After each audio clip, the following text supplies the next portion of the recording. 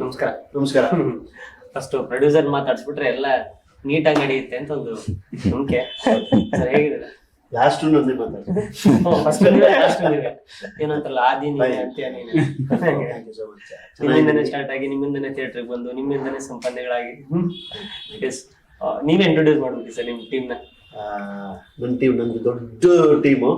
ಆ ದೊಡ್ಡ ಟೀಮಲ್ಲಿ 4 ಜನ ಇಲ್ಲಿದ್ದಾರೆ ಇವತ್ತು. ಪ್ರಶಾಂತ್ ಈ ಸಿನಿಮಾಗೆ ಡೈಲಾಗ್, ಈ ಸಿನಿಮಾ ಸ್ಕ್ರಿಪ್ಟ್ ಮಾಡಕ್ಕೆ ನಾವೇನು ಕೂತ್ವಲ್ಲ, ಅವತ್ತು ಶುರುವಾಗಿದ್ದು ನಮ್ಮದು ಅವ್ರದ್ದು ಜರ್ನಿ. ಈ ಸಿನಿಮಾದಲ್ಲಿ ಜರ್ನಿ ಅವ್ರದ್ದು ಡೈಲಾಗ್ ಅವರೇ ಬರೆದ್ರು. ಮತ್ತೆ ಶೂಟ್ ಮಾಡುವಾಗ ಅವರು ಅಸೋಸಿಯೇಟ್ ಡೈರೆಕ್ಷನ್ ಟೀಮಲ್ಲಿ ಕೆಲಸ ಮಾಡಿದ್ದಾರೆ. ಮತ್ತೆ ಇದ್ರಲ್ಲೊಂದು 4 ಜನ ಹುಡುಗರ ಕತೆ ಇದು. ಆದ್ರೆ ಒಬ್ಬ ಹುಡುಗ ನಮ್ಮ ಪ್ರಶಾಂತ್. ಸೊ ಮಲ್ಟಿ ಟಾಸ್ಕಿಂಗ್ ಮಾಡಿರೋಂಥವ್ರು ನಮ್ಮ ಪ್ರಶಾಂತ್ ಈ ಸಿನಿಮಾಗೆ. ಆಮೇಲೆ ನೆಕ್ಸ್ಟ್ ಉಜ್ವಲ್ ಚಂದ್ರ, ಇವರು ಈ ಸಿನಿಮಾಗೆ ಅದ್ಭುತವಾಗಿ ಎಡಿಟಿಂಗ್ ಮಾಡ್ಕೊಟ್ಟಿದ್ದಾರೆ. ಈಗ ನೀವು ಈಗಾಗಲೇ ಟ್ರೈಲರ್ ನೋಡಿದ್ದೀವಿ. ನೋಡಿರೋ ಹಾಗೆ ಟ್ರೈಲರ್ದು ಒಂದು ಬಿಗ್ಗೆಸ್ಟ್ ಪ್ಲಸ್, ತುಂಬಾ ಜನ ಮಾತಾಡ್ಕೊಳ್ತಾ ಇರೋ ವಿಷಯ ಎಡಿಟಿಂಗ್. ಅದು ಕಾರಣಕರ್ತರು ಉಜ್ವಲ್. ಭರತ್ ಸಹ ಜಗನ್ನಾಥ್ ಅಂತ. ಇವರು ಇವತ್ತು ಹಿಂಗಿದ್ದಾರೆ, ನಾನು ಇವ್ರು ಹಿಂಗಿದ್ದಾಗ ನಾನು ಎತ್ಕೊಂಡು ಹೌದು. ನಮ್ಮ ತಂಡದ ನಾವು ಎಲ್ಲ ಸೇರಿ 1 ಪಿಲ್ಲರ್, ಮಿಕ್ಕಿದ 3 ಪಿಲ್ಲರ್. 4 ಪಿಲ್ಲರ್ ನೀವು ಅನ್ಕೊಳ್ಳೋದ್ರೆ 1 ಪಿಲ್ಲರ್ ನಾವೆಲ್ಲರೂ, 3 ಪಿಲ್ಲರ್ ಎಲ್ಲ ಅರ್ಥದಲ್ಲೂ. ಹಾಗೆ ಭರತ್ ಸರ್ ಅವ್ರೂ ಅಷ್ಟೇ. ಸ್ಕ್ರಿಪ್ಟ್ ಇಂದ ಹಿಡಿದು ಅವತ್ತು ಶುರುವಾಗಿದ್ದ ಜರ್ನಿ ಸಿನಿಮಾಗೆ ಡೈರೆಕ್ಷನ್ ಡಿಪಾರ್ಟ್ಮೆಂಟ್ ಕೆಲಸ ಮಾಡಿದ್ದಾರೆ. ಪಾತ್ರ ಒಂದು ಮಾಡ್ಲಿಲ್ಲ, ಬಟ್ ಅದನ್ನ ಕಾಂಪನ್ಸೇಟ್ ಮಾಡ್ಬಿಟ್ಟಿದ್ರೆ 4 ಪಿಲ್ಲರ್ ಆಗ್ಬಿಡೋದು. ಕಾಂಪನ್ಸೇಟ್ ಮಾಡಿ ಈಗ ಪಬ್ಲಿಸಿಟಿ ನಾವೇನ್ ಮಾಡ್ತಾ ಇದ್ದೀವಿ. ಈಗ ನೀವು ನಮ್ಮ ಈ ಫಿಲ್ಮ್ ಪ್ರಮೋಷನ್ಗಳನ್ನ ನೀವು ನೋಡಿದ್ರೆ ಸಾಕಷ್ಟು ರೀಲ್ಸ್ ಮಾಡ್ತಾ ಇದ್ದೀವಿ, ಪೋಸ್ಟರ್ ಮೆಟೀರಿಯಲ್ಸ್ ಏನೇನೋ ಇದಾವೆ. ಅದನ್ನೆಲ್ಲ ಬಹಳ ಕ್ರಿಯೇಟಿವ್ ಆಗಿ ತೊಡಗಿಸ್ಕೊಂಡು ಮುಂಚೂಣಿ ನಿಂತ್ಕೊಂಡು ಎಲ್ಲ ಹುಡುಗರನ್ನ ಜೊತೆಲಿ ಇಟ್ಕೊಂಡು ಹೋಗ್ತಾ ಇರೋಂಥವ್ರು ಭರತ್ ಸರ್. ಇನ್ನು ಅವರು ಸಾರಥಿ ಕ್ಯಾಪ್ಟನ್ ಗಿರೀಶ್ ಅಂತ. ನನಗೆ ನಮ್ಮ ತಂಡದ ಒಬ್ಬ ಹುಡುಗನಿಗೆ, ನಮ್ದೊಂದು ರಂಗಭೂಮಿ ತಂಡ, ನಮ್ಮ ತಂಡದಲ್ಲೇ ಒಬ್ರು ಸಾಗರ್ ಅಂತಿದ್ದಾರೆ. ಈ 4 ಜನದ ಪಾತ್ರ ಅಂತ ಹೇಳಿದೆ, ಅವರು ಒಬ್ರು ಅದರಲ್ಲಿ. ಅವರು ಇಂಟ್ರೊಡ್ಯೂಸ್ ಮಾಡಿದ್ದು ಗಿರೀಶ್ ನನಗೆ. ನಿಮಗೆಲ್ಲ ಗೊತ್ತು, 2 ಒಳ್ಳೆ ಸಿನಿಮಾ ಮಾಡಿದ್ದಾರೆ. ಮತ್ತು ಇದನ್ನು ಅದ್ಭುತವಾಗಿ ಅದೇ ರೀತಿಗೆ ಮತ್ತು ಅದಕ್ಕಿಂತ ಹೆಚ್ಚು ಚೆನ್ನಾಗಿ ಮಾಡ್ಕೊಟ್ಟಿದ್ದು Girish, director of this movie. 4 ಜನ ಹುಡುಗಿ ಸರ್, ಅಂದ್ರೆ ಬಹುತೇಕವಾಗಿ ನೀವೆಲ್ಲರೂ ಒಂದು ಕೆಲಸಕ್ಕಿಂತ ಹೆಚ್ಚಾಗಿ ಮಾಡಿದ್ದಾರೆ ಸಿನಿಮಾದಲ್ಲಿ. ಅಂದ್ರೆ ಹೌದು, ನಿಮ್ಮನ್ನ ಒಂದೇ ಒಂದು ಡಿಪಾರ್ಟ್ಮೆಂಟ್ ಗೆ ಸೀಮಿತ ಮಾಡಕ್ ಆಗ್ತಾ ಇಲ್ಲ. ಸೊ ಇದು ಮೇ ಬಿ ಇದು ಥಿಯೇಟರ್ ಇಂದಾನೇ ಸಾಧ್ಯ ಆಗೋದು. ಇದೆಲ್ಲ ಜನರಲ್ ಆಗಿ ಹೊರಗಡೆಯಿಂದ ಬಂದವರು ಇದೆಲ್ಲ ಮಾಡೋದು ತುಂಬಾನೇ ಕಷ್ಟ ಆಗುತ್ತೆ. ಸೊ ಥಿಯೇಟರ್ ಅನ್ನೋದೇ ಇದೆಲ್ಲದಕ್ಕೂ ಅಡಿಪಾಯ ಅಂತ ಅನ್ಸುತ್ತೆ. ಸೊ ಥಿಯೇಟರ್ ಟು ಸಿನಿಮಾ, ಥಿಯೇಟರ್ಗೆ ರಿಲೀಸ್ ಆಗೋ ತರದ ಸಿನಿಮಾ ರೆಡಿ ಆಗಿದೆ. ಸರ್, ನೀವ್ ಹೇಳಿ, ಈ ಕತೆ ಹುಟ್ಟಿದ್ ಹೇಗಿತ್ತು ಜರ್ನಿ? ಸರ್, ಒಂದು ತುಂಬಾ ಕ್ರೇಜಿ ಪ್ರಯತ್ನ ಮಾಡ್ಬೇಕು ಅಂತ ಒಂದು ಆಸೆ ಇತ್ತು. ಬಟ್ ಹಳ್ಳಿ ಸೊಗಡಲ್ಲಿ ಇರ್ಬೇಕದು ಅನ್ನೋದು ಇತ್ತು. ಅಂದ್ರೆ ಎಕ್ಸಾಂಪಲ್, ನೀವೀಗ ಥಿಯೇಟರ್ ಅದೊಂದು ಹೇಳಿದ್ರಲ್ಲ, ಚೆನ್ನಾಗಿತ್ತು. ಆ ತರದ್ರಲ್ಲಿ ಏನಂದ್ರೆ ಒಂದೇ ಒಂಚೂರು ಪ್ರಾಬ್ಲಮ್ ಇಲ್ದಂಗೆ ಅರ್ಥ ಆಗ್ಬೇಕಾಗ ಎಲ್ಲಾರ್ಗು ಸಿನಿಮಾ ಚೆನ್ನಾಗಿ. ಯಾಕಂದ್ರೆ ಈ ಟೈಮ್ ಲೂಪ್, ಟೈಮ್ ಥ್ರಿಲ್ಲರ್ ಅಂದ್ರೆ ಯೂಶಲಿ ಈಗ ನೋಡ್ಕೊಂಡ್ ಬಂದವರು ಯಾರೊಂದ್ ಅಡ್ಡ ಅನ್ಬಿಡ್ತಾನಲ್ಲ, ಯಾಕ್ಬೇಕು ಅನ್ಬಿಟ್ಟು ಚೆನ್ನಾಗಿತ್ತು ಅನ್ಬಿಡ್ತಾರೆ. ಸೊ ಆ ತರದೆಲ್ಲ ಇರುತ್ತಲ್ವಾ. ಸೊ ಅದನ್ನೆಲ್ಲ ಫಸ್ಟ್ ಆ ವಿಚಾರ ತಲೆಯಲ್ಲಿ ಇಟ್ಕೊಂಡು ಬೆಸ್ಟ್ ಆಗಿ ಮಾಡ್ಬೇಕು. ಒಟ್ನಲ್ಲಿ ಮಾಡಿದ್ರೆ 100%. ಈಗ ನಮ್ ಕೆರಿಯರ್ಗಳು ಈ ಟೈಮಲ್ಲಿ ಇರೋ ಕನ್ನಡ ಇಂಡಸ್ಟ್ರಿ ಚಾಲೆಂಜ್ ಬಂದು ಒಂದು ಅವಕಾಶ ತುಂಬಾ ದೊಡ್ಡದು. ಅಂದ್ರೆ ಹಿಂದೆ ತರ ಅಲ್ಲ, ಅದು ಒಂದೊಂದು ಅವಕಾಶಗಳು ಭಯಂಕರ ದೊಡ್ಡ ವಿಷಯ ಆಗುತ್ತೆ. ಸೊ ಹಂಗಿರೋ ಟೈಮಲ್ಲಿ ಯೋಚನೆ ಮಾಡಿದಾಗ ಶಾಲಿವಾಹನ ಶಕೆದು ಟೈಟ್ಲ್ ಇನ್ನೂ ಇಟ್ಟಿರ್ಲಿಲ್ಲ, ಬರೀ ಕತೆ ರೆಡಿ ಆಯ್ತು. ಲೈಕ್ ಓಕೆ, 4 ಜನ ಹುಡುಗರು ಇರ್ತಾರೆ, ಹಿಂಗ್ ಮಾಡೋಣ, ಈ ತರ ಒಂದು ಪ್ರಪಂಚ ಸೃಷ್ಟಿ ಮಾಡೋಣ, ಅದ್ರೊಳಗಡೆ ಒಂದಷ್ಟು ಕ್ಯಾರೆಕ್ಟರ್ಗಳನ್ನ ಪ್ಲೇ ಅದ್ ಹೆಂಗ್ ವರ್ಕ್ ಆಗ್ಬೋದು ಅನ್ನೋ ತರ ಇತ್ತು. ಶಾಲಿವಾಹನ ಶಕೆ ಅನ್ನೋದು ಹಂಗೆ ಹುಡುಕ್ತಾ ಆ ಒಂದು ಟೈಟ್ಲು ನಮ್ಗೆ ಸ್ಟ್ರೈಕ್ ಆಗಕ್ ಸ್ಟಾರ್ಟ್ ಆಯ್ತು. ಆಮೇಲೆ ಈ ಸಿನಿಮಾದಲ್ಲಿ ಶಾಲಿವಾಹನ ಅಂದ್ರೆ ಹಳ್ಳಿ, ಅದು ಆ ಊರ ಹೆಸರು ಶಾಲಿವಾಹನ ಅಂತ. ಶಾಲಿವಾಹನ ಅನ್ನೋ ಪದಕ್ಕೆ ಅರ್ಥಗಳು ಒಂದು ಈಗ ಇಂಡಿಯನ್ ಕ್ಯಾಲೆಂಡರ್ನ ಕನ್ನಡದಲ್ಲಿ ಈಗ ನಾವು ಪ್ರೊನೌನ್ಸ್ ಮಾಡ್ತೀವಿ ಅಂದ್ರೆ ಶಾಲಿವಾಹನ ಅನ್ಬೋದು, ನಮ್ಮ ಹಿಂದೂ ಮೈಥಾಲಜಿ ಇದ್ರಲ್ಲಿ. ಸೊ ಹಂಗಾಗಿ ಆ ತರ ಇಟ್ಕೊಂಡ್ವಿ. ಸೊ ಕತೆ ಬಂದು ಈ ತರ ವರ್ಕ್ ಮಾಡ್ಕೊಂಡು ಹೋಗಿ ಬ್ಲೆಂಡ್ ಮಾಡಿರೋ ತರ cinema sir. So friends group ಒಂದು ಮೇನ್ ಒಂದ್ 4 ಜನ ಹುಡುಗರ್ದು ಇದ್ರ ವಿಷಯದಲ್ಲಿ ಏನೋ ನಡೆಯುತ್ತೆ ಅಲ್ಲಿ.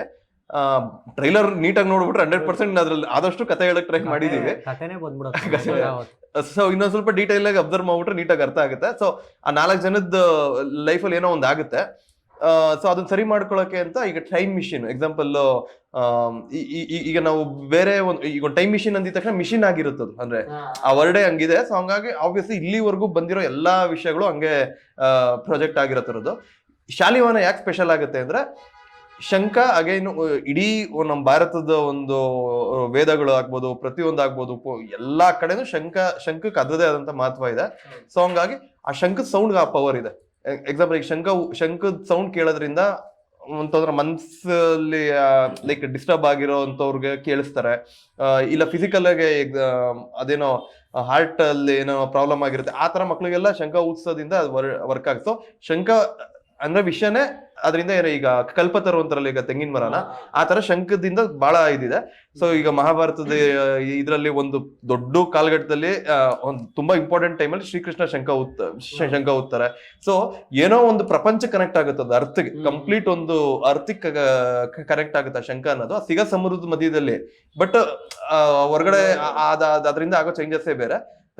ಆಮೇಲೆ ಭೂಮಿ ಏನ್ ನಾವು ಇದ್ ಮಾಡ್ತೀವಲ್ಲ ಆ ತರ ವಿಷಯ ಎಲ್ಲ ಯೋಚನೆ ಮಾಡಿ ಈ ಸಿನಿಮಾನ ಈ ತರ ಪ್ಲಾನ್ ಮಾಡಿರೋದು. ಸರ್ ಅಂದ್ರೆ ಜನರಲ್ ಕಮರ್ಷಿಯಲ್ ಸಿನಿಮಾ ಅಥವಾ ಆರ್ಟ್ ಕೈಂಡ್ ಆಫ್ ಸಿನಿಮಾ ಅಂತ ಒಂದೆರಡು ಇರುತ್ತೆ. ಇದರಲ್ಲಿ ಫ್ಯಾಂಟಸಿ ಎಲಿಮೆಂಟ್ಸ್ ಕೂಡ ಇಂಪ್ಲಾಂಟ್ ಆಗಿದೆ. ಸೊ ಅದಕ್ಕೆ ಮ್ಯೂಸಿಕ್ ಎಲ್ಲ ಹೆಂಗಿರ್ಬೋದು ಅಂತ ಹೆಂಗ್ ಎಕ್ಸ್ಪೆಕ್ಟ್ ಮಾಡ್ಬೋದು ಆ ಥರದ ಮ್ಯೂಸಿಕ್ ನ ಅದಕ್ಕೆ? ಸರ್ ಅದೇ ಯೂಶಲಿ ಈ ಸಿನಿಮಾದ ಮ್ಯೂಸಿಕ್ ಪಾರ್ಟಿಗೆ ಬಂದಾಗ ಅಲ್ಲೇ ಹೋಗಿ ಲೈವ್ ಒಂದಷ್ಟು ರೆಕಾರ್ಡ್ ಮಾಡಿ, ಹಳ್ಳಿಯಲ್ಲಿ ಆಲ್ಮೋಸ್ಟ್ ಸಿನಿಮಾ ಸುಮಾರಷ್ಟು ಭಾಗ ಕಂಪ್ಲೀಟ್ 100% ಹಳ್ಳಿಲೇ ನಡೆಯೋದ್ರಿಂದ ಎಲ್ಲ ಅಲ್ಲಿ ಹೋಗಿ ಲೈವ್ ರೆಕಾರ್ಡಿಂಗ್ಸ್ ಒಂದಷ್ಟು ಸಿಂಗ್ ಸೌಂಡ್ ಅಲ್ಲ, SFX ಗಳಿಂದ ಹಿಡಿದು ಪ್ರತಿಯೊಂದು ಸಣ್ಣ ಎಲಿಮೆಂಟ್ಗಳು ಕೂಡ ಅಲ್ಲಿ ಹೋಗಿ ರೆಕಾರ್ಡ್ ಮಾಡ್ಕೊಂಡು ಬಂದು ನಾವು ಅಷ್ಟು ರಿಯಲಿಸ್ಟಿಕ್ ಆಗಿ ಇರಬೇಕು ಅನ್ನೋ ಒಂದು ಕಾರಣಕ್ಕೆ, ಎಕ್ಸ್ಪೀರಿಯನ್ಸ್ ಅನ್ನೋ ಕಾರಣಕ್ಕೆ ಅದನ್ನ ಮಾಡಿದ್ವಿ. ಪ್ಲಸ್ ಇನ್ಸ್ಟ್ರೂಮೆಂಟೇಷನ್ಸು ಅಷ್ಟೇನೆ, ನಮ್ಗೆ ಅದೇ ರೂರಲ್ದು ಅದೇ ಇದರದ್ದು ಇನ್ಸ್ಟ್ರೂಮೆಂಟ್ಸ್ ಬೇಕು ಅನ್ನೋ ಕಾರಣಕ್ಕೆ ಲೈವ್ ಕರೆಸಿ ಪ್ರತಿಯೊಂದು ಇನ್ಸ್ಟ್ರೂಮೆಂಟ್ಸ್ ಲೈವ್ ಮಾಡಿ, ಸೊ ಆ ಥರದ ಎಕ್ಸ್ಪೆರಿಮೆಂಟೇಷನ್ಸ್ ಮಾಡಿ ಅಥೆಂಟಿಕ್ ಆಗಿರ್ಲಿ ಒಂದು ಪ್ರೆಸೆಂಟೇಷನ್ ಅನ್ನೋ ಥರ. ಅಂದ್ರೆ ಸ್ಟಾಕ್ ಎಲ್ಲ ಹೆಚ್ಚಾಗಿ ಸ್ಟಾಕ್ ಗಿಂತ ಹೌದು ಸರ್, ಕಂಪ್ಲೀಟ್ ಆಗಿ ನಮ್ಮ ಮ್ಯೂಸಿಕ್ ಡೈರೆಕ್ಟರ್ಗಳು ಅವ್ರು ಆಕ್ಚುಲಿ ನಮ್ಮ ತಮಿಳ್ನಾಡು ಹುಡುಗರು ಅವ್ರಿಬ್ರು ಕಂಪ್ಲೀಟ್ ಫ್ರೆಶರ್ಸ್. ಇದು ಫಸ್ಟ್ ಸಿನಿಮಾ ಅವ್ರದ್ದು. ಸೊ ಮ್ಯೂಸಿಕ್ ತುಂಬಾ ಕಡೆ ಮಾತಾಡ್ತಿರೋದ್ರಿಂದ ಇದು ಫಸ್ಟ್ ಸಿನಿಮಾ. ಅಂಡ್ ಅವ್ರು ಹೆವಿ ಟ್ಯಾಲೆಂಟೆಡ್ ಹುಡುಗರು ಇಬ್ರು.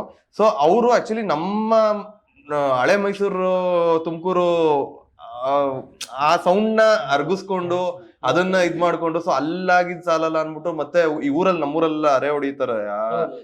ಅವ್ರುಗಳ್ನ ಇಲ್ಲಿ ಸ್ಟುಡಿಯೋಗೂ ಕರ್ಸ್ಕೊಂಡ್ರು ಒಂದ್ ರೌಂಡ್. ಲೈಕ್ ಅವ್ರಿಗೇನೋ ಒಂದು ತಮಿಳ್ ಫಿಲ್ಮ್ ಮೇಕಿಂಗ್ ತಲೆಯಲ್ಲಿ ಅವ್ರಿಗೆ ಆತರ ಇದೆ. ಸೊ ಅದೆಲ್ಲ ಅಗೇನು ಈಗ ನಮ್ ಫ್ಲೇವರು ಅವ್ರ ಫ್ಲೇವರು ಎಲ್ಲ ಮಿಕ್ಸ್ ಆಗಿ, ಸೊ ಹಂಗಾಗಿ ಆ ಸೌಂಡ್ಸ್ ಅಷ್ಟು ಚೆನ್ನಾಗಿ ಇಂಟ್ರೆಸ್ಟಿಂಗ್ ಆಗಿ ಬಂದಿದೆ. ಸರ್ ಸಿನಿಮಾಗಳು ತಯಾರಾಗೋದು ಎಡಿಟಿಂಗ್ ಟೇಬಲ್ ಅಲ್ಲಿ ಅಂತ ಹೇಳ್ತಾರೆ. ಸೊ ರಾಜ್ಕುಮಾರ್ ಇರಾನಿ ಹೇಳಿ. ಸೊ ಫ್ಯಾಂಟಸಿ ಎಲಿಮೆಂಟ್ಸ್ ಇರುವಂತ ಈ ಸಿನಿಮಾನ ಹೆಂಗೆಲ್ಲ ಅಂದ್ರೆ ನಾನ್ ಲೀನಿಯರ್ ಏನಾದ್ರು ಟ್ರೈ ಮಾಡಿದ್ರ ಅಂತ? ಅಂದ್ರೆ ಪ್ಯಾಟ್ರನ್ ಕತೆ ಹೇಳುವಿಕೆಯಲ್ಲಿ ತುಂಬಾ ಸ್ಟೈಲೈಸ್ ಮಾಡಿದೀವಿ. ಅಂದ್ರೆ ಎಡಿಟ್ ನೀವು ನೋಡಿದಾಗ ಪ್ರತಿ ಒಂದು 10-15 ನಿಮಿಷಕ್ಕೂ ಒಂದು ಎಲಿವೇಶನ್ ಅನ್ನೋದು ಇರುತ್ತೆ ಗೊತ್ತಾ. ಆ elevation through out cinema edit pattern ಬೇರೆ ತರಾನೇ ಸ್ಟೈಲಿಶ್ ಆಗಿ ಪೋರ್ಟ್ರೇಟ್ ಆಗಿರುತ್ತೆ. ಅದನ್ನ ಖಂಡಿತ ನೋಡ್ಬೋದು. ಅದೇ ಅದು ನಾರ್ಮಲ್ ಹಂತದಲ್ಲಿಲ್ಲ ಅಲ್ಲ. ಇವಾಗ ತುಂಬಾ ಕಾಂಪ್ಲೆಕ್ಸ್ ಮಾಡ್ಬಿಟ್ರೆ ಅನ್ಕೊಳ್ತಿರ್ತೀವಲ್ಲ, ಏನೇನೋ ಮಾಡ್ಬಿಟ್ಟಾರ, ಏನಿದೇನೋ ಅರ್ಥವೇ ಆಗಲಿಲ್ಲ. ಇವಾಗ ಹೆಂಗೆ ಅಂತಂದ್ರೆ ಇವಾಗ ಎಲ್ಲಾರ್ಗು ಅರ್ಥ ಆಗ್ಬೇಕದು. ಬೇಸಿಕ್ಲಿ ಒಂದು ಯೂನಿವರ್ಸಲ್ ಕಾನ್ಸೆಪ್ಟ್ ಬಂದಾಗ ಆ ತರದ ಕನ್ಫ್ಯೂಷನ್. ಹೌದೌದು, ಬೇಸಿಕ್ಲಿ ಒಂದು ಯೂನಿವರ್ಸಲ್ ಸಬ್ಜೆಕ್ಟ್ ಆಗಿರೋದ್ರಿಂದ ಇದು ಅಂದ್ರೆ ಎಲ್ರಿಗೂ ಅರ್ಥ ಆಗ್ಬೇಕದು. ಚಿಕ್ಕ ವಯಸ್ಸಿಂದ ಹಿಡಿದು ನಿಮ್ಮ ಅಜ್ಜಿ ತಾತ ಎಲ್ಲರೂ ಫ್ಯಾಮಿಲಿ ಸಮೇತ ಕೂತ್ಕೊಂಡು ನೋಡ್ಬೇಕು. ಯಾರಿಗೂ ಒಂದ್ ಕಡೆ ಆಮೇಲೆ ಒಂದು ಪರ್ಟಿಕ್ಯುಲರ್ ಥಿಂಗ್ ಹೇಳ್ಬೇಕು ಅಂತಂದ್ರೆ, ಇವಾಗ ಸಿನಿಮಾಗಳಲ್ಲಿ ಕೆಲವೊಂದು ಮುಜುಗರ ತರಿಸುವಂತ ಸೀನ್ಸ್ಗಳಾಗ್ಲಿ ಇದಾಗ್ಲಿ ಕೆಲವೊಂದು ಕಡೆ ಇರುತ್ತಪ್ಪ ಅಂತ ಅನ್ಸ್ಬಿಡುತ್ತೆ. ಬಟ್ ಈ ಸಿನಿಮಾಲ ಯಾವುದೇ ರೀತಿಯಾಗೂ ಇಲ್ಲ ಅಲ್ವಾ. ಏನಂತಾರೆ ಇವಾಗ ಎಲ್ಲೋ ಇಂಡೈರೆಕ್ಟ್ಲಿ ಏನೋ ಡಬಲ್ ಮೀನಿಂಗ್ ಏನೋ ಹೇಳ್ತಾ ಇದೀವಿ ಅನ್ನೋ ಥರದ್ರಲ್ಲೂ ಇಲ್ಲ. It is very neat cinema. So ಆ ಥರದ್ರಲ್ಲಿ ಏನು ಸಂದೇಹ ಬೇಡ. ಸೊ ಎಲ್ಲರೂ ಫ್ಯಾಮಿಲಿ ಸಮೇತ ಕೂತ್ಕೊಂಡು ಆರಾಮಾಗೆ ಆ ಒಂದು ಎಕ್ಸ್ಪೀರಿಯನ್ಸ್ನ ಎಂಜಾಯ್ ಮಾಡ್ಬೋದು. ಇತ್ತೀಚೆಗೆ ಸಾರಿ ಮರ್ತು ಬಿಡ್ತೀನಿ ಅಂತ ಅದಕ್ಕೆ ಸಂಬಂಧಪಟ್ಟ ಹೇಳ್ಬಿಡ್ತೀನಿ. ಯಾವ್ದೋ ಒಂದು ಇತ್ತೀಚೆಗೆ ಒಂದಿನ ಸಿನಿಮಾ ಹೆಸರು ಬೇಡ, ಅದಕ್ಕೆ ನಮ್ಮ ತಾಯಿಯವ್ರ ಜೊತೆ ನೋಡಿದೆ ಸಿನಿಮಾ ಕೂತ್ಕೊಂಡು. ನನ್ನ ಸಿನಿಮಾ ನೋಡೋಕ್ಕಿಂತ ನನ್ನ ದೊಡ್ಡ ಕೆಲಸ ಏನು ಅಂದ್ರೆ ಅವ್ರು ಕೇಳೋರು ಇದು ಫ್ಲಾಶ್ ಬ್ಯಾಕಾ ಇವಾಗ ನಡೀತಿರೋದ ಈಗ ನಡೀತಿರೋದ ಅಷ್ಟು ಕನ್ಫ್ಯೂಷನ್ ಇದೆ ಅದರಲ್ಲಿ. ಅದು ಎಡಿಟಿಂಗ್ ಪ್ಯಾಟರ್ನ್ ಹೆಂಗಿತ್ತು ಅಂದ್ರೆ ಆ ಡಿಫ್ರೆನ್ಸಿಯೇಷನ್ ಗೊತ್ತಾಗ್ತಾ ಇರ್ಲಿಲ್ಲ. ಅವ್ರ ಪಾಪ ಕೇಳೋರು ಈಗ ನಡೀತಾ ಇದ್ದ ಇದು ಅವಾಗ ನಡೀತಿದ್ಯಾ ಅಂತ ಅಂದ್ರೆ ಅದು ಆಲ್ಮೋಸ್ಟ್ ನಿಲ್ ಈ ಸಿನಿಮಾದಲ್ಲಿ. ಅಂದ್ರೆ ಕಂಟೆಂಟ್ ಸಿನಿಮಾಗಳು ಯೂಶಲಿ ಬುದ್ಧಿವಂತರಿಗೆ ಮಾತ್ರ ಅನ್ನೋ ತರ ಯೂಶಲಿ ಯೋಚನೆ ಮಾಡೋರು. ಬಟ್ ನಮ್ಮ ಹಳೆ ಕಂಟೆಂಟ್ ಸಿನಿಮಾಗಳಿಗೆ ಬಂದ್ರೆ ಈ ಪ್ರಚಂಡ ಕುಳ್ಳ ಒಂದ್ ಕತ್ತಿ ಮೇಲೆ ಇಡೀ ಕತೆ ನಡೆಯೋದು, ಆಮೇಲೆ ಒಂದು ಮುತ್ತಿನ ಕತೆ, ಒಂದೇ ಒಂದ್ ಮುತ್ತು ಮೇಲೆ ಇಡೀ ಅವೆಲ್ಲ ಕಂಟೆಂಟ್ ಸಿನಿಮಾಗಳೇ. ಅದೆಲ್ಲ ಬುದ್ಧಿವಂತರೇ ನೋಡ್ಬೇಕು ಅಂತ ಇರ್ಲಿಲ್ಲ, ಯಾರ್ ಬೇಕಾದ್ರೂ ಅರ್ಥ ಮಾಡ್ಕೊಬಹುದು. ಅದು ಅದೇ ನಮ್ ಟೀಮಲ್ಲಿ ಮಾತಾಡ್ತಾ ಇರ್ತಾರೆ, ಪಂಚತಂತ್ರ ಪ್ಲಸ್ ತಾಂತ್ರಿಕತೆ ಒಂಥರ ಮಿಕ್ಸ್ ಆಗಿರೋ ಪಂಚತಾಂತ್ರಿಕತೆ ಅನ್ನೋ ತರ ಹೇಳೋ ತರ. ಸರ್ ಮಂಜುಮಲ್ ಬಾಯ್ಸ್ ಮುಗಿಸ್ಕೊಂಡ್ ಬಂದ್ರೆ ಮಂಜುಮಲ್ ಬಾಯ್ಸ್ ಹೆಂಗೆ ಇದೀರಾ ನೋಡೋದಕ್ಕೆ? ತುಂಬಾ ಜನ ಅಲ್ಲ, ಬಹಳಷ್ಟು ಕಡೆ ಇದೇ ತರ ಮಾತಾಡಿದ್ದಾರೆ. ನೀವು ಇಲ್ಲ, ಕೇರಳದು ಅದೊಂದು ಪ್ರಾಜೆಕ್ಟ್ ಶೂಟಿಂಗ್ ಹೋದಾಗ ಅಲ್ಲಿ ನೋಡಿ ಸುಮಾರು ಜನ ಕನ್ಫ್ಯೂಸ್ ಆಗಿ ಹೋಗಿದ್ರು, ಅವ್ರೇನಾ ಇವರು ಅಂತ. ನಾನು ಅದು ಇಲ್ಲ, ನಮ್ ಮಲಯಾಳಂ ಬೇರೆ ಬರಲ್ಲ.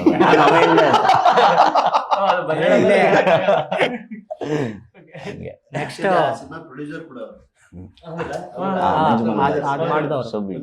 ಪ್ರೊಡ್ಯೂಸರ್ ಕೂಡ ಈಗ ಏನ್ ದುಡ್ಡು ಹಾಕ್ಬೇಕು ಅಂತ ಆತರ ಅನ್ಕೊಂಡು ಯಾರು ದುಡ್ಡು ಗಿಟ್ಟು ಕೇಳಿದ್ರು ಇಲ್ಲ, ಹಂಗೆ ಇವರು ಅರ್ಕೆಯಿಂದ ಹಂಗೆ ನೆಕ್ಸ್ಟ್ ಪ್ರೊಡ್ಯೂಸರ್ ಆಗೋ ತರನು ಬೆಳಿಲಿ. ನಿಮ್ ಕೈಯಲ್ಲಿದೆ. ಹೇಳಿ ಸರ್, ಹೆಂಗಿತ್ತು ಪ್ರಾಜೆಕ್ಟ್ ಶಾಲೆ ವಾಹನ ಶಕೆ? ಸರ್, ನಾವೊಂದಷ್ಟು ಸಿನಿಮಾಗಳು ಕತೆ ಡಿಸ್ಕಸ್ ಮಾಡ್ತಾ ಇರ್ಬೇಕಾದ್ರೆ ಗಿರೀಶ್ ಅವರು ಏನಾರು ಲೈನ್ ಉಳಿದ್ರೆ ಹೇಳ್ತಾ ಇರ್ತಾರೆ, ಬ್ರೋ ಈ ಥರ ಏನೋ ಒಂದು ಲೈನ್ ಉಳೀತು, ಹೇಗಿದೆ. ಸುಮಾರು ಕತೆಗಳು ಕೇಳಿದಾಗ ಇದನ್ನ ಪಾಲಿಷ್ ಮಾಡಬೇಕು, ಇನ್ನೂ ಏನೋ ಡೆವಲಪ್ ಮಾಡಬೇಕು ಅನ್ಸುತ್ತೆ. ಬಟ್ ಈ ಕತೆ ನಾನು ಫಸ್ಟ್ ಟೈಮ್ ಕೇಳಿದಾಗ ಒಂದು ಸ್ಪಾರ್ಕ್ ಬಂತು, ಇಲ್ಲ ಇದು ವರ್ಕೌಟ್ ಆಗತ್ತೆ, ಇದು ಸಖತ್ತಾಗಿ ವರ್ಕ್ ಮಾಡ್ಬೋದು ಇದನ್ನ ಅಂತ. ಸೊ ಹಂಗಾಗಿ ದೂಸರ ನಾನೇನು ಮಾತಾಡಿಲ್ಲ, ಇದನ್ನ ವರ್ಕ್ ಮಾಡ್ಬೋದು ಆರಾಮಾಗಿ ಅಂತ. ಹಂಗೆ ಕೆಲಸ ಶುರು ಮಾಡಿ ಮಾಡ್ತಾ ಹೋದ್ವಿ. ಅದಾದ್ಮೇಲೆ ಗಿರೀಶ್ ಅವರೇನೆ ಇದನ್ನ ನೀವೇ ಮಾಡ್ಬಿಡಿ ಕ್ಯಾರೆಕ್ಟ್ರು, ಹಿಂಗೆ ಡೈಲಾಗ್ ಅದು ಇದು ಮಾಡ್ಬೇಕಾದ್ರೆ ಈ ಡೈಲಾಗ್ ಹಿಂಗೆ ಹೇಳ್ತಾನೆ ಇವನು ಅಂದಾಗ ಈ ಕ್ಯಾರೆಕ್ಟರ್ನ ಯಾಕೆ ನೀವೇ ಮಾಡಬಾರ್ದು, ನೀವೇ ಮಾಡ್ಬಿಡಿ ಅಂತ ಹಂಗೆ ಫಿಕ್ಸ್ ಆಯ್ತು. ಒಂದು ಪಾತ್ರ ಕೂಡ ಮಾಡಿದ್ದೀನಿ. ಈ ಸೆಟ್ ಬಗ್ಗೆ ಮಾತಾಡ್ಬೇಕು ಅಂದ್ರೆ ಸಿನಿಮಾದಲ್ಲಿರುವಂತಹ ಕೆಲವೊಂದಿಷ್ಟು ಎಲಿಮೆಂಟ್ಸ್ ನ ರೆಪ್ರೆಸೆಂಟ್ ಮಾಡ್ತಾ ಇದೆ ಈ ಸೆಟ್. ಪಿಲ್ಲರ್ಸ್ ಆಗಿರ್ಬೋದು, ಒಂದು ಕಣ್ಣಾಗಿರ್ಬೋದು, ಒಂದು ಶಂಖ ಆಗಿರ್ಬೋದು. ಸೊ ಇದೆಲ್ಲವೂ ಸಿನಿಮಾದಲ್ಲಿ ರಿಲೇಟ್ ಆಗುವಂತಹ ಐನ್ಸ್ಟೈನ್ ಫಾರ್ಮುಲಾನು ಇದೆ.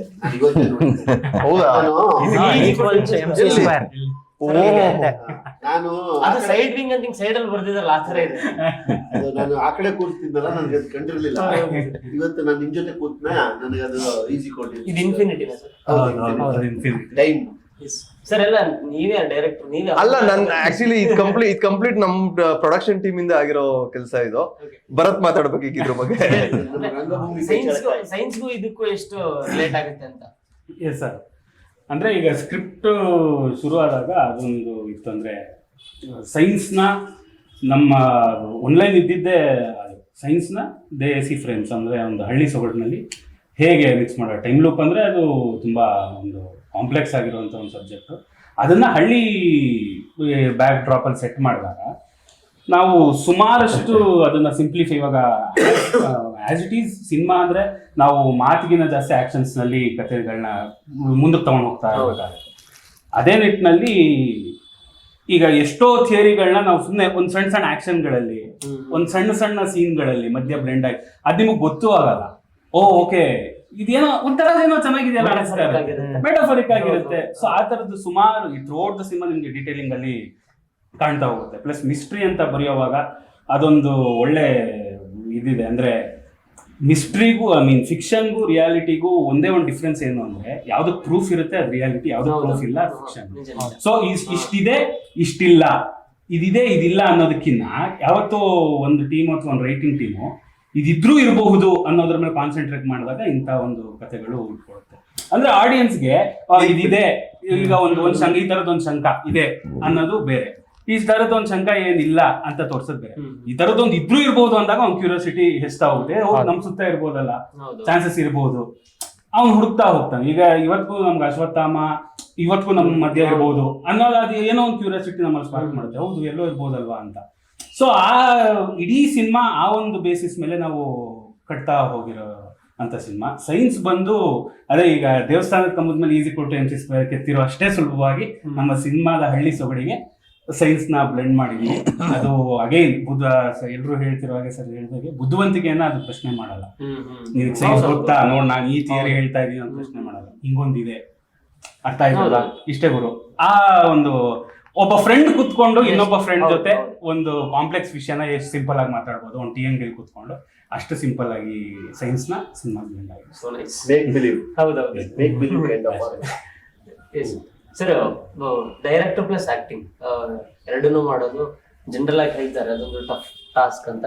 ಬಟ್ ಈ ನನ್ಗೇನು ಅನ್ಸ್ತಾ ಇಲ್ಲ, ಯಾಕಂದ್ರೆ ಇಷ್ಟು ಜನ ಅದನ್ನ ಹೇಳಿದ್ದು ಪ್ರಶ್ನೆ ಕೇಳೋದು ಬೇಡ ಅನ್ಸ್ತು. ಬಟ್ ಸ್ಟಿಲ್ ಅದೇನೋ ನಿಮ್ಗೆ ಹೊರೆ ಅನಿಸ್ತಾ ಅಂತ ಎರಡು? ಸರ್ ಅವರೇ ಅನ್ಸಿಲ್ಲ ಸರ್, ಅಂದ್ರೆ ಅದೇ ಡ್ರೀಮ್. ಲೈಕ್ ನನ್ ಕೆರಿಯರ್ ಸ್ಟಾರ್ಟ್ ಮಾಡ್ಕೊಂಡಿದ್ದೆ ಆ ವಿಚಾರಕ್ಕೋಸ್ಕರ. ನನ್ಗೆ ತುಂಬಾ ಇಷ್ಟ ಇತ್ತು, ಬಟ್ ಯಾರು ಡೈರೆಕ್ಟರ್ಗಳು ಪರಿಚಯ ಇರಲಿಲ್ಲ.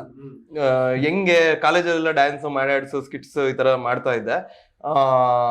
ಆ ಒಂದು ಫೀಲ್ ಇತ್ತು. ಬಟ್ ಯಾರನ್ನ ಅಪ್ರೋಚ್ ಮಾಡಿ ತಮಾಷೆನೇ ಅಲ್ಲ, ಇಲ್ಲಿ ಬೇರೆ ನಮ್ಮ ಕನ್ನಡ ಇಂಡಸ್ಟ್ರಿಯಲ್ಲಿನೂ ತುಂಬಾ ಬೇರೆ ಬೇರೆ ತರ ಆಫೀಸ್ಗಳು, ಪ್ರೊಡಕ್ಷನ್ ಹೌಸ್ಗಳು ಹಿಂಗೆಲ್ಲ ಇರ್ತಿತ್ತು ಅಂತ. ಸೊ ನಾನು ಆಕ್ಚುಲಿ ಒಂದ್ ಕತೆ ಹೇಳ ಫಿಲಮ್ ಆ ಟೈಮಲ್ಲಿ ಮಾಡಿದ್ದು ಇದ್ರಲ್ಲಿ ನಾನೊಂದು ಸ್ಟೋರಿಲಿ ಆಕ್ಟ್ ಮಾಡಿದ್ದೆ. ಸೊ ಆಗಿಂದನು ಅದೇ ಮೇಜರ್ ಥಾಟ್ ಇದ್ದಿದ್ದು. ಈಗ ನೆಕ್ಸ್ಟ್ ಈಗ ಅದಕ್ಕೆ ನಮ್ ಡೈರೆಕ್ಟರ್ಗಳು ಯಾರ್ಯಾರು ಎಲ್ಲಾರ್ಗು ಈಗ್ಲಿಂದಾನೇ ರೆಡಿ ಮಾಡ್ಕೊಂತ ಇದ್ದೀನಿ. ಆಲ್ಮೋಸ್ಟ್ ಇದಾರೆ. ಸೊ ಹಂಗೆ ಈಗ ಶಾಲಿವಾಹನ ಶಕೆಗೆ ಅಂತ ಬಂತು ಅಂದ್ರೆ ಈಗ ಟೆಕ್ನಿಕಲ್ ಆಸ್ಪೆಕ್ಟ್ಸ್ ಅಲ್ಲಿ ಈಗ ನೀವೇ ಮಾತಾಡಿಸ್ದಂಗೆ ನಮ್ ಟೀಮೇ ಅಷ್ಟು ನಾಲೆಡ್ಜಬಲ್ ಇತ್ತು. ಆಮೇಲೆ ಎಕ್ಸಾಂಪಲ್ ಈಗ ನಮ್ ಪ್ರೊಡ್ಯೂಸರ್ ಇನ್ಕ್ಲೂಡಿಂಗ್ ಅವ್ರು ನಾಟಕ ಡೈರೆಕ್ಷನ್ ಮಾಡ್ತಾರೆ. ಅಲ್ಲಿಗೂ ಇಲ್ಲಿಗೂ ಒಂದ್ ಲೈನ್ ಇದೆ ಅಷ್ಟೇ, ಅದು ಸಾಹಿತ್ಯನೇ, ಇದು ಆ ವಿಚಾರದನ್ನೇ ಅಲ್ವಾ.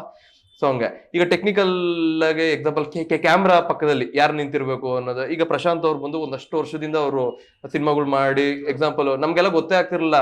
ಎಕ್ಸಾಂಪಲ್ ಇನ್ಕ್ಲೂಡಿಂಗ್ ನನ್ಗೆ ಈಗ್ಲೂ ಕ್ಯಾಮ್ರಾದಲ್ಲಿ ಹಿಂಗ್ ಟಕ್ ಅನ್ಬಿಟ್ಟು ಹಿಂಗ್ ಲುಕ್ಕು ಈ ತರದವೆಲ್ಲ ಗೊತ್ತಾಗಲ್ಲ. ಸೊ ಆ ತರದನ್ನೆಲ್ಲ ಪ್ರಶಾಂತ್ ಹೆಲ್ಪ್ ಮಾಡೋರು ಅಲ್ಲಿ ಸೆಟ್ ಅಲ್ಲಿ.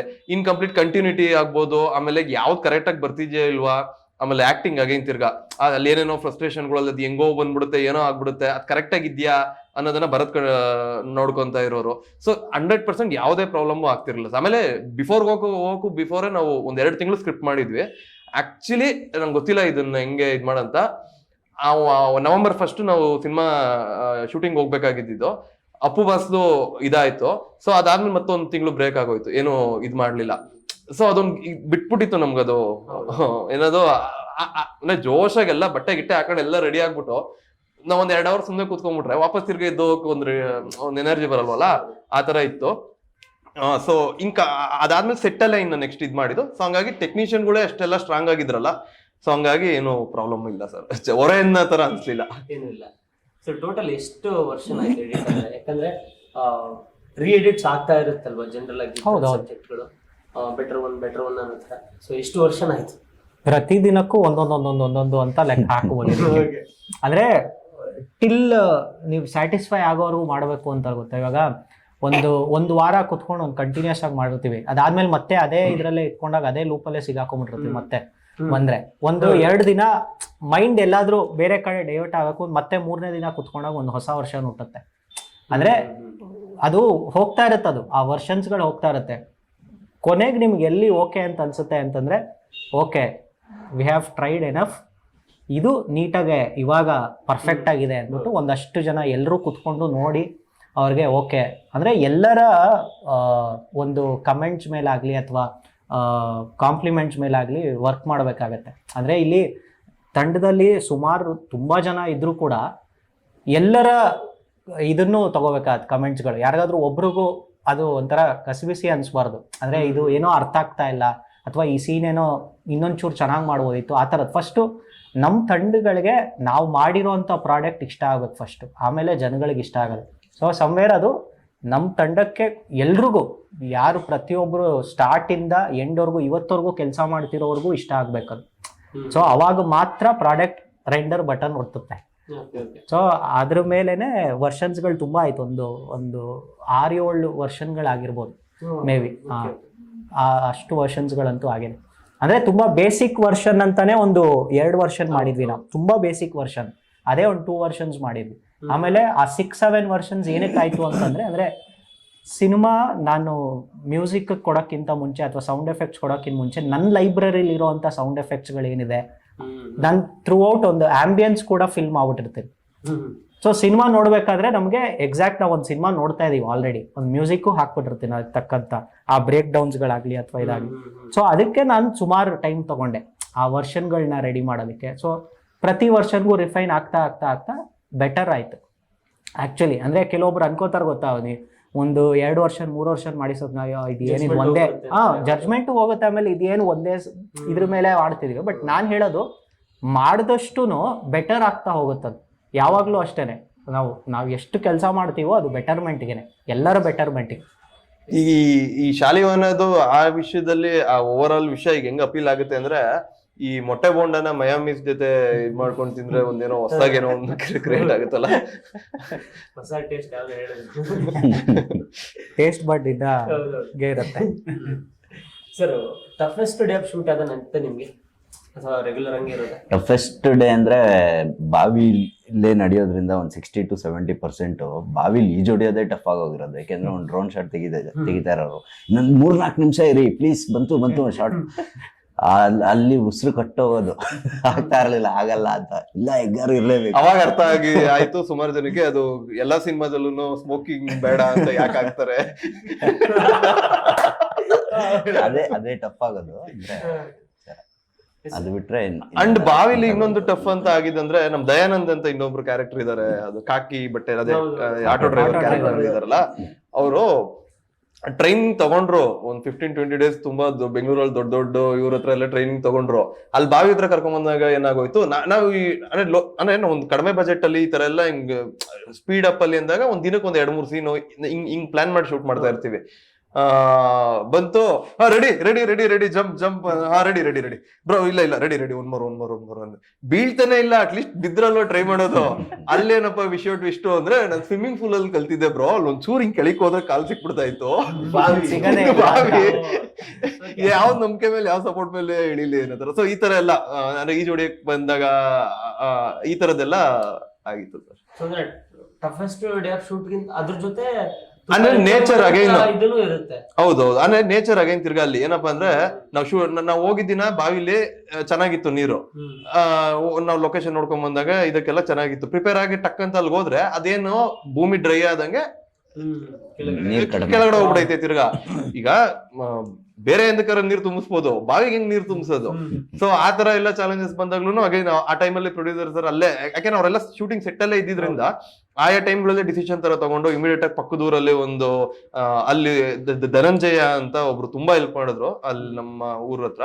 ಸೊ ಅವ್ರ ಥ್ರೂ ನಾವು ಯಾವ್ದೋ ಒಂದು ಜನರೇಟರ್ ಗಾಡಿ ತರಿಸಿ ಅದರಿಂದ ಇಲ್ಲಿಂದ ನೀರ್ ತರಿಸಿ ಅವನ್ನೆಲ್ಲ ತುಂಬಿಸಿ ತಿರ್ಗಾ ವಾಪಸ್ 9ನೇ ಕಲ್ಲಿಗೆ ನೀರ್ ತರ ಮಾಡ್ಕೊಂಡು ಆತತ್ರ ಒಂದ್ 4-5 ಅವರ್ ಶೂಟ್ ಮಾಡಿಲ್ಲ. ಎಲ್ಲ ಸುಮ್ನೆ ಕೂತ್ಕೊಂಡು ವೇಟ್ ಮಾಡ್ಕೊಂಡು ನೀರ್ ತುಂಬಲಿ ಅನ್ನೋ ತರ ಎಲ್ಲ ವೇಟ್ ಮಾಡಿ. ಸೊ ಈ ತರದ ವಿಚಾರಗಳು ಸ್ವಲ್ಪ ಚಾಲೆಂಜಿಂಗ್. ನೀವು ಟ್ರೈಲರ್ ನೋಡಿದೀರಾ? ಚಿರತೆ ಇದೆ ನೋಡಿದ್ದೀರಾ? ಆ ಚಿರತೆ ಮ್ಯಾನೇಜ್ ಮಾಡೋದು ನಮ್ಗೆ ತುಂಬಾ ದಿನಕ್ಕೆ ಒಬ್ಬೊಬ್ಬರನ್ನ ತಿನ್ಬಿಡೋದು. ಸೊ ನಮ್ಮನ್ನ ತಿಂದೇ ಇರೋ ತರ ನಾವು ನೋಡ್ಕೊಳ್ಳೋದಿತ್ತಲ್ಲ, ಅದು ಬಿಗ್ಗೆಸ್ಟ್ ಚಾಲೆಂಜ್. ಅಂದ್ರೆ ಅದು ನಮ್ಮ ಕಷ್ಟ ಹಂಗಿದ್ರೆ ಅಂದ್ರೆ ಬೆಟ್ಟ ಇದೆಯಲ್ಲ ಸರ್, ಈಗ ಅದ್ರಲ್ಲಿ ನಾವು ಲೊಕೇಶನ್ ಹೇಳಿ.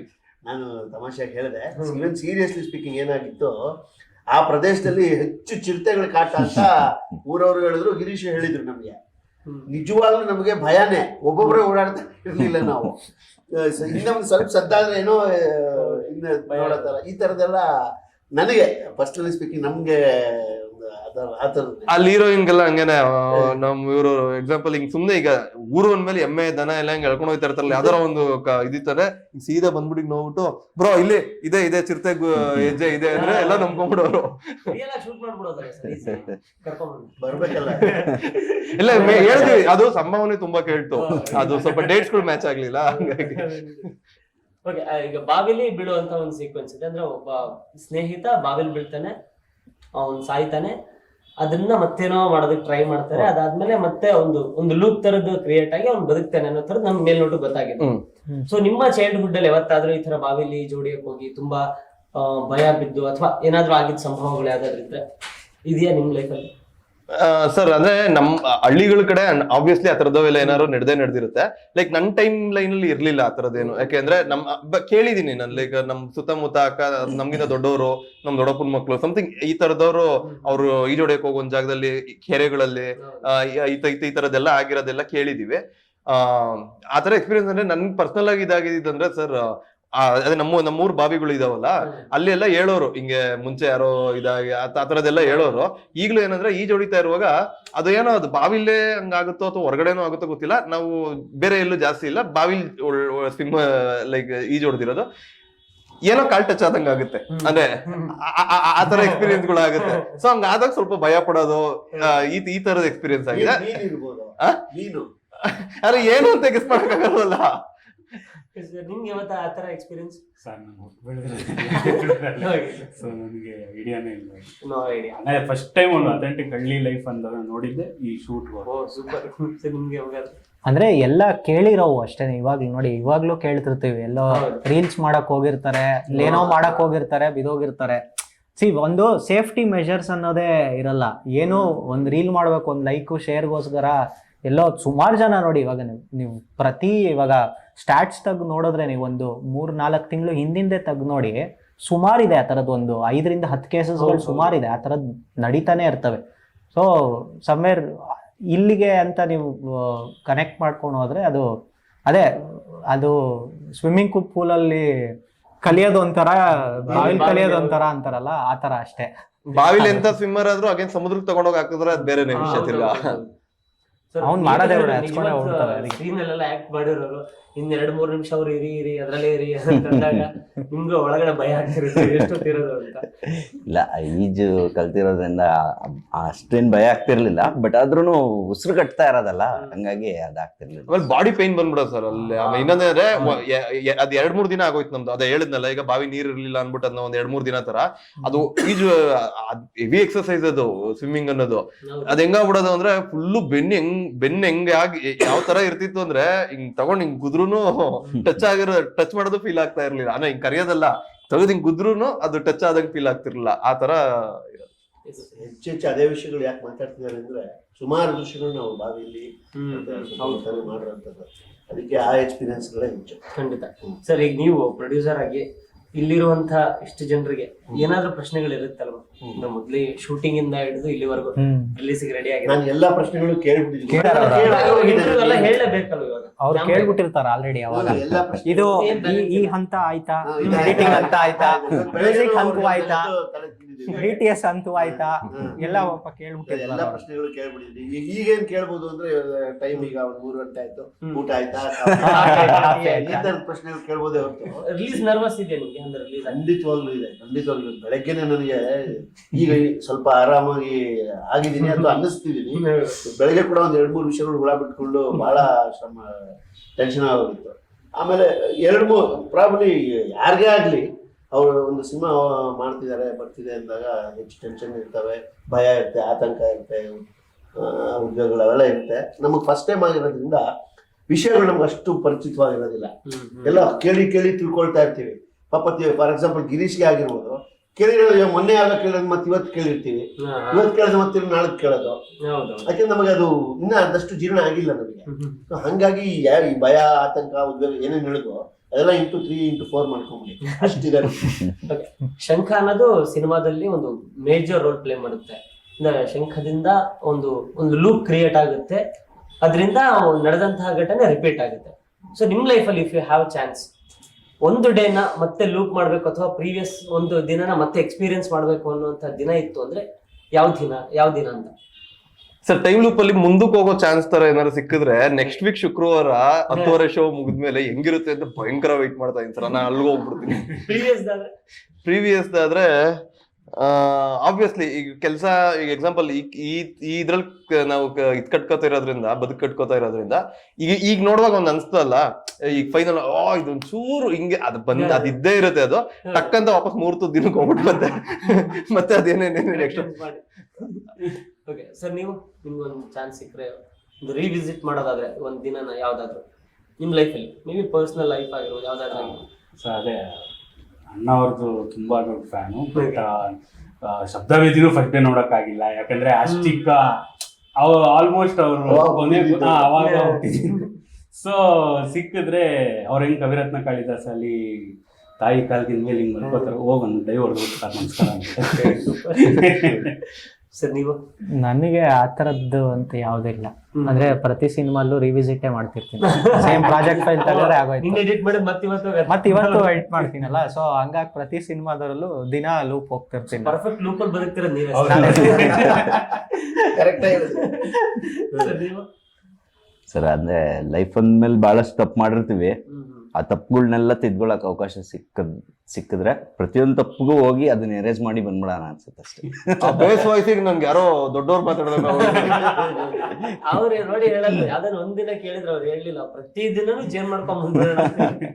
ಸರ್ ನೀವ್ ಹೇಳಿ ಸರ್, ನೀವೇನಾದ್ರು ಟೈಮ್ ಟ್ರಾವೆಲ್ ಮಾಡಿ ಒಂದು ಲೂಪ್ ಹೋಗಿ ಒಂದಿನ ವಿಸಿಟ್ ಮಾಡ್ಬೇಕಂದ್ರೆ? ಗೊತ್ತಿಲ್ಲ ನನಗೆ, ಅನ್ಸ್ತಿಲ್ಲ ಯಾವ್ದಾದ್ರು ಹೋಗಿ ಮತ್ತೆ ಹೋಗಿ. ಅಂದ್ರೆ ಇದು ಕಂಪ್ಲೀಟ್ ಜೀವನ ಅಂತ ಅರ್ಥ ಸರ್. ಯಾವ್ದು ಚೇಂಜ್ ಮಾಡೋದು ಬೇಕಿಲ್ಲ ಅಂದ್ರೆ ಕರೆಕ್ಟ್ ಆಗಿದೆ. ಅದು ಯಾವಾಗ ಹೇಳ್ತೀನಿ, I've lived a wonderful life. ಹೆಂಗೋ ಇವ್ರ ಜೊತೆ ಎಲ್ಲ ಹೆಣ್ಗಾಡಿ ಹೆಂಗೋ ಇಲ್ಲಿವರೆಗೂ ಬಂದಿದ್ದು ತಿರ್ಗಾ ಯಾಕೆ ವಾಪಸ್ ಹೋಗಲ್ಲ ಹಂಗಂತಲ್ಲ, ನನ್ನ ಮಗಳಿಗೆ ಯಾವಾಗ I've done well for myself. ನಾನು ಚೆನ್ನಾಗಿ ಜೀವನ ಮಾಡಿದ್ದೀನಿ, ಚೆನ್ನಾಗಿ ನಾನು ಏನ್ ಮಾಡಿದ್ದೀನೋ ಸಣ್ಣ ಪುಟ್ಟ ರಿಗ್ರೆಟ್ಸ್ ಇದಾವೆ, ಇಲ್ಲ ಅಂತಲ್ಲ, ಬಟ್ ದಟ್ಸ್ ಓಕೆ. ಆ ತಪ್ಪುಗಳಿಂದಾನೇ ನಾವು ಏನೋ ಒಂದು ಕಲ್ತಿರ್ತೀವಿ. ಹಂಗಾಗಿ ರಿವಿಸಿಟ್ ಮಾಡೋದು ಬೇಡ ನನಗೆ. ಗಿರೀಶ್ ಹೇಳ್ದಂಗೆ ಮುಂದಕ್ಕೆ ಬೇಕಾದ್ರೆ ಕರ್ಕೊಂಡು ಹೋಗ್ತಾರೆ, ಶಂಕ ಕೊಡಿ. ನಾನು 50ನೇ ದಿನಕ್ಕೆ ಏನಾಗಿರುತ್ತಲ್ಲ ಅದ್ರ ಸೆಲೆಬ್ರೇಷನ್ ನಾನು ಏನ್ ಅಥವಾ 100ನೇ ದಿನಕ್ಕೆ ನಾನು ಏನ್ ಮಾಡಿರ್ತೀನಿ, ಅಥವಾ ನೆಕ್ಸ್ಟ್ ಸಿನಿಮಾ ಮುಹೂರ್ತ ಅವತ್ತು ಹೋಗಿ ಫೈನಲಿ ಸಿನಿಮಾ ರಿಲೀಸ್ ಆಗ್ತಿದೆ. ನಿಮ್ಮೆಲ್ಲರ ಪರಿಶ್ರಮ, ಒಂದು ತಂಡ ಒಗ್ಗೂಡಿ ಕೆಲಸ ಮಾಡಿದೆ. ತುಂಬಾ ಅದ್ಭುತವಾದಂತ ಒಂದು ಪ್ರಾಡಕ್ಟ್ ನ ನಮಗೆ ಕೊಡೋದಕ್ಕೆ ತಯಾರಾಗಿದ್ರ. ಖಂಡಿತ ಆಲ್ ದಿ ವೆರಿ ಬೆಸ್ಟ್, ಒಳ್ಳೇದಾಗ್ಲಿ. ಒಂದು ವಿಭಿನ್ನವಾದಂತ ಪ್ರಯತ್ನ ಕನ್ನಡದಲ್ಲಿ ಆಫ್ಟರ್ ಲಾಂಗ್ ಟೈಮ್ ಅಂತ ಹೇಳ್ಬೋದು. ನಿಮ್ಮೆಲ್ಲ ಶ್ರಮಕ್ಕೆ ತಕ್ಕಂತ ಪ್ರತಿಫಲ ಸಿಗ್ಲಿ, ಸಿನಿಮಾ ದೊಡ್ಡ ಮಟ್ಟದ ಯಶಸ್ಸು ಕಾಣಲಿ ಅಂತ ಕೇಳ್ಕೊತೀನಿ. ಇನ್ನೊಂದು ಮಾತು, ನಾವು ಎಷ್ಟೇ ಒಳ್ಳೆ ಪ್ರಾಡಕ್ಟ್ ಮಾಡಿರ್ಲಿ ಅಥವಾ ಎಂತ ಸಿನಿಮಾ ಎಷ್ಟೇ ಗಟ್ಟಿ ಇದ್ರು ಕೂಡ ಮಾಧ್ಯಮದವರು ಸಹ ನಮಗೆ ಅತಿ ಹೆಚ್ಚು ಬೇಕು. ಇವತ್ತು today it's the age of news. ಹೌದು, ಮಾಧ್ಯಮದ ಏಜ್ ಇದು. ಎಷ್ಟು ನಾವು ಪ್ರಚಲಿತವಾಗಿರ್ತೀವೋ, ಎಷ್ಟು ನಾವು ಹೆಚ್ಚೆಚ್ಚು ಕಡೆ ಕಾಣಿಸ್ಕೊಳ್ತೀವೋ, it's an age of eyeballs ಅಂತ ಯಾವಾಗ ಹೇಳ್ತಿರ್ತಾರೆ. ಈಗ ನಮ್ಮ ಮಾಧ್ಯಮ ಇದ್ದಾರೆ, ಅವ್ರು ಯಾವಾಗ ಹೇಳ್ತಾರೆ it's an age of I balls. ಹೆಚ್ಚೆಚ್ಚು ಎಲ್ಲಿ ಕಾಣಿಸ್ಕೊಳ್ತೀವೋ, ಹೆಚ್ಚೆಚ್ಚು ಎಲ್ಲಿ ನಾವು ಪ್ರಚಲಿತವಾಗಿರ್ತಾವೋ, ಹೆಚ್ಚೆಚ್ಚು ನಾವು ಎಲ್ಲಿ ವಿಷಯಗಳು ನಮ್ಗೆ ಹರಡುತ್ತೋ ಅಷ್ಟು ನಮ್ಮ ಒಳ್ಳೇದು ಈ ಸಿನಿಮಾಗೆ ಸಂಬಂಧಪಟ್ಟಾಗೆ. ಸೊ ಅದನ್ನ ನಿಮ್ಮ ಮೂಲಕನೇ ನಾವು ಕಾಣಕ್ ಸಾಧ್ಯ. ನೀವೆಲ್ಲರೂ ಸೇರಿ ಮಾಧ್ಯಮದವ್ರು ಯಾರ್ಯಾರು ನಾವು ಈಗ ಯಾರ್ಯಾರ ಜೊತೆ ಒಡನಾಡಿದ್ವೋ ಎಲ್ಲರೂ ನಮ್ಮನ್ನ ಒಂದು ಒಳ್ಳೆ ಸ್ಟಾರ್ಟ್ ಕೊಡ್ಬೇಕು ನೀವು. ಖಂಡಿತ humble request myself and whole team. ನಿಮ್ ಸಿನಿಮಾ ಅಂತ ಅನ್ಕೊಂಡು ಮುನ್ನುಗ್ದಾಗ ಎಲ್ಲೋ ಖಂಡಿತ ಹೌದು ತೇರ್ ಹೇಳ್ದಾಗ ಎಲ್ಲ ಗೆಲ್ಲ. ಆಮೇಲೆ ಸರ್ ಇವತ್ತು ಪ್ರಮೋಷನ್ ವಿಚಾರನೇ ಚೇಂಜ್ ಆಗಿರೋದೇ ಹಂಗೆ. ಎಕ್ಸಾಂಪಲ್ ಹೌದೌದು. ಈಗ ಎಕ್ಸಾಂಪಲ್ ಹಿಂದೆ ಎಲ್ಲ ಇತ್ತು, ಅಟ್ಲೀಸ್ಟ್ ಸೆಕೆಂಡ್ ವಾರಕ್ಕೆ ಹೋಗೋಣ, 3ನೇ ವಾರಕ್ಕೆ ಹೋಗೋಣ, ಈ ವಾರ ನಾನೇನೋ ಬಿಸಿ ಇದೀನಿ, ಅದ್ ಹಂಗ್ ಇವತ್ತಿನ ದಿನ ಹಂಗಿಲ್ಲ. ಟಕ್ ಶುಕ್ರವಾರ ಆಯ್ತು, ಶನಿವಾರ ಆಯ್ತು, ಭಾನುವಾರ ಆಯ್ತು, ಸೋಮವಾರ ಆಯ್ತು, ಹಂಗೆ ನೆಕ್ಸ್ಟ್ ವೀಕ್ ಉಳ್ಕೊಂಡ್ಬಿಟ್ರೆ ಒಂದು ಸಿನಿಮಾ ಸಕ್ಸಸ್ ಅಂತ ಇವತ್ತಿನ ದಿನಕ್ಕಿರೋ ಒಂದು ಸ್ಟ್ರಾಟಜಿ ಪ್ರಕಾರ. ಸೊ ಈಗ ನಾವು ಈ ತರದ ಒಂದು ಕಂಟೆಂಟ್ ಅಂತ ಇಷ್ಟು ಜನ ಎಲ್ಲ ಸೇರಿ ಒಂದ್ ಏನ್ ಮಾಡಿದೀವಲ್ಲ ಸರ್, ಈ very special thanks to YouTube ಚಾನೆಲ್ಗಳಿಗೆ. ಯಾಕೆಂದ್ರೆ ಅದೇ ಚೇಂಜಸ್ ಅಂತ ಹೇಳ್ತಾ ಇದೀವಲ್ಲ, ನೆಕ್ಸ್ಟ್ ಆಳ್ತಿರೋದೇ ಈಗ ಆಲ್ರೆಡಿ ಆಳ್ತಿರೋದೇ ಆ ಒಂದು ವಿಚಾರಗಳು. ಸೊ ಹಂಗಾಗಿ ಮೀಡಿಯಾ ಅದ್ರಲ್ಲೂ ಎಸ್ಪೆಷಲಿ ಈ ಯೂಟ್ಯೂಬ್ ಅಲ್ಲಿ ಇಂಟರ್ವ್ಯೂಗಳು ಆಗ್ತಿರೋದು, ಯೂಟ್ಯೂಬ್ ಅಲ್ಲಿ ಟ್ರೈಲರ್ ರಿವ್ಯೂಗಳು ಮಾಡ್ತಾ ಇರೋದು, ಅಂಡ್ ಯೂಟ್ಯೂಬ್ ಅಲ್ಲಿ ಯಾರ್ಯಾರು ಅದನ್ನ ಇದ್ ಮಾಡ್ತಾ ಇರೋದು, ಥ್ಯಾಂಕ್ ಯು ಸೋ ಮಚ್ ಎಲ್ರಿಗೂ. ಈ ಮೂಲಕ ಹೇಳ್ತೀವಿ, ಯಾವ್ದಾದ್ರು ಒಂದ್ ಜಾಗದಲ್ಲಿ ಈಗ ಎಕ್ಸಾಂಪಲ್ ಈ ಚಾನಲ್ ಇಂದ ನಾವು ಕಾಣಿಸ್ಕೊಂಡು ಅಂದ್ರೂ ಮತ್ತೆ ಇನ್ನೊಂದ್ ಚಾನಲ್ ನೋಡೋಣ ಮತ್ತೆ ಕಾಣಿಸ್ಲಿ ಅನ್ನೋ ತರ ಬೇಡ. ಒಂದ್ಸಲಿ ನೋಡಿ, ಒಂದ್ಸಲಿ ಟ್ರೈಲರ್ ನೋಡಿ. ಎಕ್ಸಾಂಪಲ್ ಈಗ ಒಂದು ಬಿರಿಯಾನಿ ಟೇಸ್ಟ್ ಮಾಡಕ್ಕೆ ಒಂದೇ ಒಂದು ಅಗ್ಳು ತಗೊಂಡು ಹಿಂಗ್ ತಿನ್ಬಿಟ್ರೆ ಓಕೆ ಇದು ಹಿಂಗೈತೆ ಅಂತ ಒಂದು ಅರ್ಥ ಆಗುತ್ತಲ್ಲ, ಆತರ ಟ್ರೈಲರ್ ಅಲ್ಲಿ ನಾವ್ ಹೆಂಗ್ ಕುಕ್ ಮಾಡಿದೀವಿ ಈಗ ಸಿನಿಮಾನ ಅನ್ನೋದನ್ನ ಟ್ರೈಲರ್ ಅಲ್ಲಿ ಇದೆ. ಸೊ ಆಬ್ವಿಯಸ್ಲಿ ಟ್ರೈಲರ್ ಅಲ್ಲಿ ಏನಿದೆ ಅದೇ ತರನೇ ಕಂಪ್ಲೀಟ್ ಸಿನಿಮಾ ಇರೋದು. ಸೊ ಹಂಗಾಗಿ ನೆನ್ಪಿಟ್ಕೊಳ್ಳಿ, ಸೆಪ್ಟೆಂಬರ್ 13ನೇ ತಾರೀಕು ಮಿಸ್ ಮಾಡದೆ ದಯವಿಟ್ಟು ಎಲ್ಲ ಸಿನಿಮಾ ನೋಡಿ. Thank you.